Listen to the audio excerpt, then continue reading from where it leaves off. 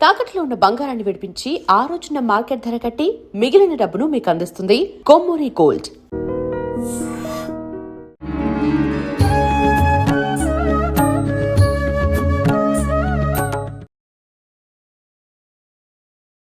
నమస్కారం, welcome to I dream. ధర్మ మార్గం విత్ విజిత కార్యక్రమానికి స్వాగతం. ప్రస్తుతం మనతో పాటు ఉన్నారు హరితస ధార్మిక సేవా సంస్థ వ్యవస్థాపకులు, ప్రముఖ ఆధ్యాత్మికవేత్త బ్రహ్మశ్రీ సూర్యకిరణ్ శర్మ మల్లాది. ఇప్పుడు వారితో మాట్లాడి మరిన్ని విషయాలు తెలుసుకుందాం. నమస్కారం అండి. శ్రీరామరక్ష. ప్రస్తుత రోజుల్లో ప్రతి ఒక్కరిని ఒక పెద్ద భూతం పట్టుకుంటుంది, భయం అనే భూతం. ఈ భూతం పట్టుకొని ఆ పొర కమ్మేయటం వల్ల ప్రశాంతత అనేది లోపిస్తుంది. అసలు నిజంగా మరి ఈ భూతాన్ని మనం ఎలా తొలగించుకోవాలి, ఆ ప్రశాంతతని మనం ఎలా తిరిగి తెచ్చుకోవాలి? చాలా అద్భుతమైనటువంటి ప్రశ్న, ఈనాటి సమాజానికి కావలసినటువంటి సమాధానం.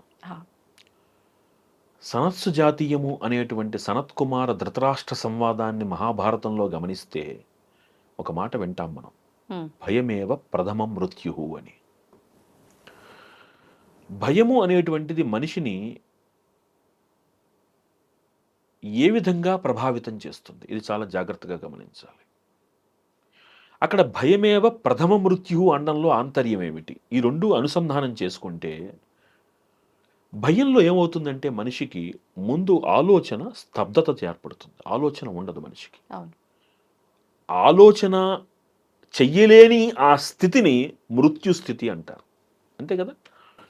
ఇలా చూస్తే ప్రతిరోజు ఈ స్థితిని అందరూ అనుభవిస్తూ ఉంటారు ప్రతి క్షణం. ఎందుకని? అసలు భయం ఎందుకు వస్తుంది? ఇక్కడ అద్భుతమైనటువంటి మన శాస్త్ర పరిజ్ఞానం యొక్క గొప్పతనం. ఒక చిన్న ఉదాహరణ చెప్తాను మీకు. ఒక లాయర్ ఇంటి పక్కన ఉన్నటువంటి ఒక టీచర్కి, ఇద్దరికి లీగల్ నోటీసులు వెళ్ళాయి. ఒక లాయర్ నోటీసులు వెళ్ళాయి. లాయర్ నోటీస్ అనగానే టీచరు ఆనందంగా తీసుకుంటాడా? నాకు లాయర్ నోటీస్ వచ్చిన ఎగురుకుంటూ తీసుకుంటాడా? ముందు కాళ్ళలోంచి వణుకు ప్రారంభిస్తుంది. అడ్వకేటు ఆ లాయర్ నోటీస్ని భయంతో తీసుకుంటాడా, ప్రశాంతంగా తీసుకుంటాడా? భయమే ఉంటది కదా. ప్రశాంతంగా తీసుకుంటాడు. ఎందుకు తీసుకుంటాడు ప్రశాంతంగా? అసలు ముందు వాడి దగ్గర ఒక జ్ఞానం ఉంది. నాకు ఏదో దాని ఏమంటారు, లాయర్ నోటీస్ వచ్చిందా, అండర్ వాట్ సెక్షన్ చూద్దాం ఫస్ట్. రైట్ రైట్ అవును. ఇంత కూలంకషంగా ఆ టీచర్ ఆలోచించలేడు. ఎందుకని? ఆ అడ్వకేట్ నోటీస్ అనగానే భయానికి ముఖ్య కారణం ఏమవుతుంది? అక్కడ ఆ జ్ఞానం లేకపోవడం. ఇక్కడ ధైర్యానికి కారణం ఏమవుతుంది? జ్ఞానం ఉండడం. ఇది నిజానికి ఇది సరైనటువంటి ఉదాహరణ కాదు, కానీ విద్య, ఆ కాస్త విద్య ఉండడం వలన లాయర్ ధైర్యంగా ఉన్నాడు, టీచర్ భయపడ్డాడు. అంటే జీవితాన్ని కనుక మీరు అనుసంధానం చేసుకుంటే భయానికి ముఖ్య కారణం ఏమిటి అంటే మనకి సరైన అవగాహన, జ్ఞానము లేకపోవడం. మొట్టమొదటి మాట. దేనిలో అవగాహన లేకపోవడం? ఏ రకమైన జ్ఞానం? నేను తీసుకుంటున్నటువంటి నిర్ణయాల మీద అవగాహన లేకపోవడం. ఈ నిర్ణయం ఎప్పుడైతే అవగాహన రాహిత్యంతో మనం తీసుకుంటున్నామో పర్యవసానానికి భయపడుతున్నాం మనం. రిజల్ట్ ఏంటి? మన నిర్ణయాన్ని బట్టే వస్తుంది. అంతే కదా? దానికి భయపడుతున్నాం. ఇక్కడ మనిషి భయపడేటంత నిర్ణయాన్ని ఎలా తీసుకుంటున్నాడు అంటే నాకు తెలీదా అనుకుని బట్టి తీసుకుంటున్నాడు. చాలా జాగ్రత్తగా గమనించండి. మనిషి, మళ్ళీ మనం గతంలో చర్చించుకున్నదైనా ఇంకోసారి చెప్తాను. మీ చిన్నతనంలో మీరు బయటికి వెళ్ళారు, నాన్న అమ్మ పక్కన ఉన్నారు, మధ్యలో మీరు నడుస్తున్నారు. నడిచే సమయంలో మీకు భయం వేసిందా? ఎందుకు? రెండు నమ్మకాలు. నాతో ఇద్దరు ఉన్నారు, నాతో ఉన్న ఇద్దరు సమర్థులు అనేటువంటి నమ్మకం. అయిపోయింది. ఆ స్థాయి దాటి మీరు ఒంటరిగా బయటకు వచ్చారు. ఇంటికి వెళ్ళేంత వరకు మీ నాన్నగారికి బెంగే, మీ అమ్మగారికి బెంగే, మీకు బెంగే. ఎందుకు? ఇక్కడ నేను, అర్థమైందా? ఆ నేను అనే స్థాయిని దాటి మనం ఎప్పుడైతే అసంబద్ధమైనటువంటి ఆలోచనలు లేకుండా నాకేది మంచిదో ఆ నిర్ణయాన్ని తీసుకునే స్థాయికి నేను కనుక సంప్రదించి నేను వెళ్ళగలను, నీ నిర్ణయాలు 99.9% తప్పు కావు. నిర్ణయం తీసుకునేటంత బలహీన స్థితిలో మానవుడు ఎందుకుంటాడు అంటే ఆకర్షణ. అంటే భౌతిక విషయాలపైన. అంటే అదే కదా, పక్కవాడికి కారు ఉంది, నాకు లేకపోతే అలా. వాడి ఇంట్లో 55 ఇంచుల టీవీ ఉంది, నా ఇంట్లో 32 ఇంచులే ఉంది. చక్కగా మనకి ఇప్పుడేమో అన్ని బ్యాంకులునేమో పర్సనల్ లోన్స్ ఇస్తున్నాయి. సాఫ్ట్వేర్ ఇండస్ట్రీనేమో ఉద్యోగం ఎన్నాళ్ళు అనేటువంటి గ్యారంటీ ఇవ్వలేకపోతున్నాయి. తీసుకున్నప్పుడు ఉన్న ఆనందం కట్టేటప్పుడు కట్టగలనా అనే భయంగా మారుతోంది. నిజం. పక్కవాడు ఆనందంగా ఉన్నాడు, నేను ఆ స్థాయికి చేరుకోగలనా అనే భయం. నా పిల్లలు, పక్కవాడి పిల్లలు 10th క్లాస్లో ఫస్ట్ ర్యాంక్ వచ్చింది, నా పిల్లలు ఆ స్థాయికి చేరుకుంటారా అనే భయం. 1,00,000, 2,00,000, 3,00,000 పెట్టి వాడిని కాలేజీలో జాయిన్ చేశాను, వాడికి ఫస్ట్ ర్యాంక్ వస్తుందా రాదా అనే భయం. ప్రతి చోట భయం ఎందుకు కలుగుతోంది అంటే ఇంక్రీజ్డ్ ఎక్స్పెక్టేషన్స్. అవును. ఒకటి అవ్వాలి అనుకుని మనం పని చేస్తున్నాం. మనము పని చేసిన తర్వాత ఫలితాన్ని స్వీకరించటంలా, గుర్తుపెట్టుకోండి మీరు. అవును, నిజం. ఒకటి అవ్వాలి అనుకుని మీరు పని ప్రారంభించినంతకాలం మీ ఆలోచనల్లో అలజడి ఉంటుంది. ఆ అలజడి మీ మానసిక ప్రశాంతతను పోగొడుతుంది. ఆ మానసిక ప్రశాంతత పోయిన తర్వాత జీవితం ఎలా అనే భయం మిమ్మల్ని ఆవహిస్తుంది. వీటి పరిష్కారం ఏమిటి అంటే, నాది కాని దాని గురించి నేను ఆశపడకుండా, అలా అని దాన్ని సాధించే ప్రయత్నం మానకుండా నా పరిధిని ఎరిగి నేను ప్రవర్తిస్తే ఏ మనిషి అయినా ఆనందంగా ఉంటాడు. ఎందుకంటే జీవితం వేదాంతం నేర్పించేటువంటి అద్భుత విషయం ఏమిటి అంటే ఆనందం, దుఃఖం, సుఖం, రుచి, వీటి మీద మనసు పడేటువంటి ఆ ఆసక్తి తాత్కాలికం. ఆనందం అన్నారు, దుఃఖం అన్నారు, సుఖం అన్నారు. ఆనందానికి సుఖానికి సంబంధం ఉంది కదా? ఆనందము వేరు, సుఖం వేరు. ఏంటండి? సుఖము నేను అనుభవించేది, ఆనందము నేను అనుభూతి చెందేది. దుఃఖం, కష్టం, ఇవి కష్టం నేను అనుభవించేది, దుఃఖం నేను భావించేది. రుచి, అంతేగా, రుచి కోసం వెంపర్లాడతాడుగా మనిషి. ఉప్పు తక్కువైతే ఇంట్లో గొడవలు అయిపోతాయి. అవునా? నిజం, నిజం. కానీ శాస్త్రం ఏం చెప్తుంది అంటే మగవాడికి ఇంట్లో రుచి ప్రశ్నించే అధికారం లేదు. ఆ విషయం తెలుసా? ఫస్ట్ ప్రశ్నలు తలెత్తేది అక్కడి నుంచేగా మరి. ఎప్పుడైతే మనిషి రుచి దగ్గర మౌనంగా ఉంటాడో జీవితంలో చాలా చోట్ల ఉన్నత స్థితికి ఎదుగుతాడు. మీరు ఇది కొంచెం మనం ఆధ్యాత్మికంగా వెళదాం. సహజంగా ఒకనాటి కాలంలో అన్నం వండిన తర్వాత, ఇప్పుడంటే అన్నం వండుతూ రుచులు చూస్తున్నారు. ఒకప్పుడు అలా చేసేవారు కాదు. అన్నం వండిన తర్వాత దేవుడికి నివేదన పెట్టి తినేవారు ప్రతిరోజు. ఇప్పుడు ఇంట్లో దేవుడి పటం పెట్టుకున్నాను అంటే నాతో పాటు దేవుడు ఉన్నాడనే కదా. ఆ దేవుడిని పస్తు పెట్టి నేను తినను కదా. అది దీనికి కులానికి సంబంధం లేదు, అందరూ చేసే పని ఇదే ఒకనాటి కాలంలో. ఇప్పుడంటే వితండాలు పెరిగిపోయాయి. ఓకే, ఒకసారి నివేదన పెట్టిన తర్వాత ఉప్పు ఎక్కువైంది, ఉప్పు తక్కువైంది అంటారా మీరు? అక్కడ మీరు మౌనాన్ని పాటిస్తే, మీరు ఆహారాన్ని కనుక రుచి కోసం కాకుండా ఆకలి కోసం స్వీకరిస్తే మీ మనస్సు చాలా చోట్ల నియంత్రణకి గురవుతుంది. మొట్టమొదటి పాయింట్ ఏమండి, మీరు అనుభవించే ఈ అనుభూతులు, ఆనందము, దుఃఖము, సుఖము, కష్టము, ఇవన్నీ తాత్కాలికం. ఎందుకు తాత్కాలికం? ఇప్పుడు మనకు ఒక పెద్దవాళ్ళు ఒక మాట చెప్తారు, నీ కోపం వస్తే 10 సార్లు లెక్క పెట్టరా తగ్గుతుంది అంటారు. అవునా?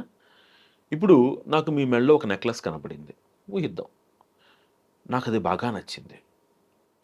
ఇప్పుడు నేను వెంటనే ఎలాగైనా దాన్ని పొందాలి అనుకునేటప్పుడు 2 మార్గాలు ఉంటాయి. ఒకటి, నెక్స్ట్ నుంచి, అంటే ఈ నెల నుంచి రాబోయే 4 నెలలు నేను డబ్బులు దాచేయాలి, అలాంటి నగోటు కొనేయాలి, ఇది ఒక పద్ధతి. రెండో పద్ధతి, నాకంత శక్తి లేదు అనుకున్నప్పుడు వాడు ఇంకోటి ఏం చేస్తాడు, ఎలాగైనా దాన్ని చౌర్యం చేయాలి అనుకుంటాడు. ఎక్కడికి వెళ్తుంది? మన మనస్సుకు నచ్చినటువంటి విషయం మీద అపేక్ష పెరిగినప్పుడు మీ ఆలోచనలలో ప్రశాంతత కరువైపోతుంది. కానీ మనిషికి పురోగతి కావాలి కదా. ఎస్, పురోగతి కావాలి. ఓహో, నీ టార్గెట్ నీ సతీమణికి ఆ నగ కొనిపెట్టడం. కష్టపడు, ఒక టార్గెట్ పెట్టుకో. ఎవరితో పోటీ కాదు, అవును. రెండో విషయం ఇక్కడ ఇదొక మార్గం. ఉమ్, ఈరోజు నాకు మీరు వేసుకొచ్చినటువంటి నగ నచ్చింది, ఉమ్, మీరు కాసేపు బయటికి వెళ్ళారు, ఇంకొక అమ్మాయి వచ్చింది. ఇప్పుడు మీరు వేసుకున్న నగ మీద మోజు తీరిపోయింది, ఎందుకంటే తాత్కాలికం. ఇప్పుడు ఆ అమ్మాయి మళ్ళీ ఇంకోటి కనపడింది, అబ్బా దానికంటే ఇది బాగుంది కదా. అంటే ఏమవుతుంది, మీ మారిపోతుంది ఆలోచనలు ఆలోచన. తిరుగుతూనే ఉన్నాయి, ఎక్కడ ఆగట్లేదు. అవును. తిరుగుతున్నటువంటి ఆలోచనలను నియంత్రించే స్థాయికి మీరు వెళ్ళాలి. ఎస్, ఇప్పుడు మీరు నచ్చింది, మీకు నచ్చింది, తనకు నచ్చింది మీరు కొనిపెట్టడము అనేటువంటిది మీ టార్గెట్ అయినప్పుడు, మీరు ఒకటి చూసి దానిని భావించటం కంటే మీరు నచ్చింది ఏమిటో తెలుసుకుని దాని గురించి ప్రయాసపడి సాధించి ఆనందాన్ని పొందడం ఉత్తమమైన లక్ష్యం. ఒకటి ఎదుటివారికి ఉంది కదా నా దగ్గర లేదు అని మీరు ప్రయాసపడితే there is no end for your run. Um, అప్పుడు మీ ఆలోచనల్లో అనిశ్చితి, అనిశ్చితి మీలో ఉండేటువంటి భయానికి ఈ రెండు మిమ్మల్ని సుఖంగా ఉండనివ్వవు. మరి వీటికి సమాధానం ఏమిటి అంటే, సాధనా మార్గంలో అత్యున్నతమైనటువంటి అతి ఉత్తమమైనటువంటి పరిష్కారము మానసిక మౌనము, శారీరక మౌనము. ఎలా? మానసిక మౌనము, శారీరక మౌనము మానసిక మౌనము అంటే అసలు ఆలోచన లేని స్థితి కాదు. కదా? మానసిక అసలు ఆలోచనలు లేని స్థితి సాధ్యమా? అదే కదా, సాధ్యపడదు. మనసు పని ఏంటి? మనసు పని ఆలోచించటం, దాన్ని చేయనివ్వండి. నువ్వు చెయ్యొద్దంటే ఎలాగా? మనసు అనే దానికి వివేకానందుడు ఒక గొప్ప నిర్వచనం ఇచ్చాడు. కళ్ళు తాగిన నిప్పు తొక్కిన కోతి లాంటిది. మామూలు కళ్ళు తాగితేనే కాముగా ఉండదు అది, దానికి తోడు అది నిప్పు తొక్కింది అనుకోండి ఇంకా చెలరగిపోతూ ఉంటుంది. అలాంటిది మనస్సు. దాన్ని మీరు నియంత్రిస్తానంటారేంటి, ఆపుతానంటారేంటి? ఆపలేము. It's not possible. దాన్ని దాన్ని ఎలా నియంత్రించాలి అంటే, దాని ఆ మనసు చేసేటువంటి ఆలోచనలతో పాటు మీరు వెళ్ళకండి, మీరున్న చోట మనస్సును ఉంచండి. ఉదాహరణ, ప్రతిదానికి ఉదాహరణ లేకపోతే అర్థం కాదు. అద్భుతంగా ప్రవహిస్తున్నటువంటి ఒక నదిలోకి వెళ్ళారు, 3 మునకలు వేసి బయటకు వస్తారా, దాంతోపాటు వెళ్ళిపోతారా? అమ్మో వస్తాంగా. ఇది అంతే. ఆలోచనల యొక్క లక్షణం ఏమిటి అంటే పరిగెడుతూ ఉంటాయి. మీరు మీ చోట ఉండండి, మీరున్న చోటుకి ఆలోచనలు తీసుకురండి, అంతే. దాన్ని ఆలోచించనివ్వండి. అక్కడ క్లియర్ గా తెలుస్తుంది, ఆ మునకలేసి రాకపోతే అది ప్రమాదము, మళ్ళీ వస్తామో రామో కూడా తెలియదు. ఇప్పుడు చూడండి, ఇప్పుడు ఆలోచనలతో మీరు వెళ్ళిపోతున్నారు అనుకోండి, ఒకసారి మీరు పూజలు చూస్తూ ఉంటే జాగ్రత్తగా కొన్ని చోట్ల నేను గమనించాను, వాడు సడన్ గా పూజలు చేస్తున్నాడు, కళ్ళు మూసుకుని పూజ చేస్తున్నాడు, మొక్క కవళికలు మారిపోతుంటాడు, వాడికి ఏదో గుర్తొస్తుంది, వాడిని ఎవడో కొట్టిందో తిట్టిందో గుర్తొస్తుంది, వాడికి బీపీ రేజ్ అయిపోతుంటుంది, ఆలోచనల్లో వాడికి ఎర్రతనం కనబడిపోతూ ఉంటుంది. అంటే ఆలోచనలతో పాటు మీరు వెళ్ళిపోతే ప్రతి భావావేశానికి మీరు లోనవుతారు, ప్రతి ఆలోచన కార్యరూపంలో పెట్టాలనుకుంటారు. సాధ్యమేనా? రేపొద్దున చిరంజీవి ఇంట్లోంచి బయటికి వచ్చినప్పుడు ఆ చిరంజీవి దగ్గర ఉన్నటువంటి రోల్స్ రాయల్స్ కార్ నా దగ్గర లేదని నేను బాధపడ్డాను అనుకోండి, సాధ్యమేనా? అంటే అతనికి కారు ఉందా, బాగుంది, అయిపోయా, బాగుంది, చక్కగా అతను ఇంకా వృద్ధిలోకి రావాలి, సంతోషించటం వరకు అతను ఇంకా వృద్ధిలోకి రావాలని కోరుకుందాం. ఎప్పుడైతే మీ ఆలోచనలో సకారాత్మక శక్తి ఉందో మీరు సకారాత్మక, అంటే అతనే వృద్ధిలోకి రావాలని అనుకోవడం వరకు బాగుంది, మనం కూడా వృద్ధిలోకి వచ్చి కొనుక్కునే స్తోమత రావాలి అదే. అనుకోవచ్చు. ఎప్పుడైతే మీరు పక్క వాళ్ళు బాగుండాలనుకున్నారో మీరు ఆటోమేటిక్ గా బాగుంటారు. మనం ప్రత్యేకించి అనుకోవాల్సిన అవసరం లేదు. మీ ఆలోచనలోనే మంచి ఉంది కదా. When there is no negativity, that is a positivity. అంతే. వాళ్ళు బాగుండాలంటే నేను బాగుండాలంటే అంతే. వాళ్ళు బాగుండాలని నేను కోరుకుంటున్నాను అనుకోండి, అర్థం ఏమిటి? నాలో వాళ్ళు ఎదుగుతుంటే ఈర్ష్య, అసూయ ఏమీ లేవు, నాకు ఐఎమ్ హ్యాపీ. ఈ స్థితికి కాలాను రావాలి అంటే మానసిక మౌనం, శారీరక మౌనం. శారీరక మౌనము అంటే ప్రతి చిన్నదానికి రియాక్ట్ అవ్వకండి. ఇప్పుడు నిన్న చక్కగా మీ భార్య అన్నం వండింది, రుచిగా తిన్నారు, ఈ రోజున ఉప్పో పులుపో తక్కువ ఎక్కువ అయ్యాయి, నిన్న బాగా వండిన కారణంతో ఈ రోజున మీరు దాన్ని సహించలేరా? శారీరక మౌనం వహించండి. ఆ సహనము మిమ్మల్ని చాలా ఉన్నత స్థితికి తీసుకెళ్తుంది. ఆ చిన్నపాటి ఆ లేమికి మీరు తట్టుకోలేకపోతున్నారంటే మరి పెద్ద పెద్ద అలజడులు మీరు ఎలా తట్టుకుంటారు? అవునా? మౌనం, శారీరక మౌనం, మానసిక మౌనం. అందుకనే భోజనం దగ్గరికి వచ్చేసరికి పూర్వకాలంలో పెద్దవాళ్ళు ఏం చెప్పారు? మౌనేన భోక్తవ్యం. ఎందుకు? రుచి చెప్పకూడదు. రుచి ఎప్పుడైతే చెప్పకూడదో దాని అర్థం ఏమిటి? లోపాలు చెప్పకూడదు, అంతేనా? అన్నం దగ్గరే రుచి చెప్పకూడదు అంటున్నప్పుడు అవును, వ్యక్తిగత లోపాలు ఎలా చెప్తారు? అంతేగా. ఈనాటి హాస్యం మనకి ఎలా అయిపోయిందంటే బాడీ షేమింగ్ తోటి నవ్వుకునే దుస్థితికి మన చేరిపోయింది. సో ఇవన్నీ తప్పు. మానసిక మౌనము, శారీరక మౌనం. మానసిక మౌనము మిమ్మల్ని నియంత్రిస్తుంది, మీలో పాజిటివిటీ పెంచుతుంది. శారీరక మౌనము మీలో సహనాన్ని పెంచుతుంది. ప్రతి సందర్భానికి మిమ్మల్ని మీరు అనుకూలంగా మార్చుకునేందుకు దోహదపడుతుంది. ఈ మౌనం ఒక్కటి ఉందంటే ఎలాంటి అనిశ్చితి లేదు, ఎలాంటి కోపము లేదు, ఎలాంటి బాధ లేదు. అవును, ఈ జీవిత సారాన్ని అర్థం చేసుకుంటే ఇది ఒక్క రోజులో వస్తుందా అంటే ఒక్క రోజులో రాకపోవచ్చు, కానీ ప్రయత్నం చేయొచ్చుగా. చెయ్యొచ్చు. కానీ ఏదో ఒక 2 రోజుల్లో, 3 రోజుల్లో ప్రయత్నం చేసిన తర్వాత బానే ఉండాలి అని ఖచ్చితంగా అనుకుని ఉండగలుగుతాం. గానీ 4గో రోజు వచ్చేసరికి ఆటోమేటిక్‌గా ఏదో ఒక సిచ్యువేషన్‌లో బ్లాస్ట్. ఎగ్జాక్ట్లీ. దీనికి రమణ మహర్షి వారు అద్భుతమైనటువంటి ఒక మాట చెప్పారు. మెలకువతో ఉండాలి. మెలకువ అంటే సాధారణ మెలకువ కాదు ఇది. నిన్ను నువ్వు ప్రతి నిత్యము ప్రతి క్షణము తరచి చూసుకునేటువంటి మెలకువ. మానవుణ్ణి కోపం వస్తుంది, అరుస్తాం. అవును. అరవగానే నిన్ను నువ్వు ప్రశ్నించుకో, అరే ఎందుకు చిన్నదానికి నేను ఇంత ఎఫెక్ట్ అయ్యాను, లెట్ మీ బి కామ్. నీకు నువ్వు మెలకువగా ఉంటే ఏ పరిస్థితి నిన్ను మానసిక నిద్రలోకి తీసుకువెళ్ళదు. జాగ్రత్తగా గమనించి, మీరు అన్నారు 3 రోజుల పాటు బాగుంటాం, 4గో రోజున అరుస్తాం. అరిచాడంటే అర్థం ఏంటి? మర్చిపోయినట్టేగా. మర్చిపోవడమే మానసిక నిద్ర.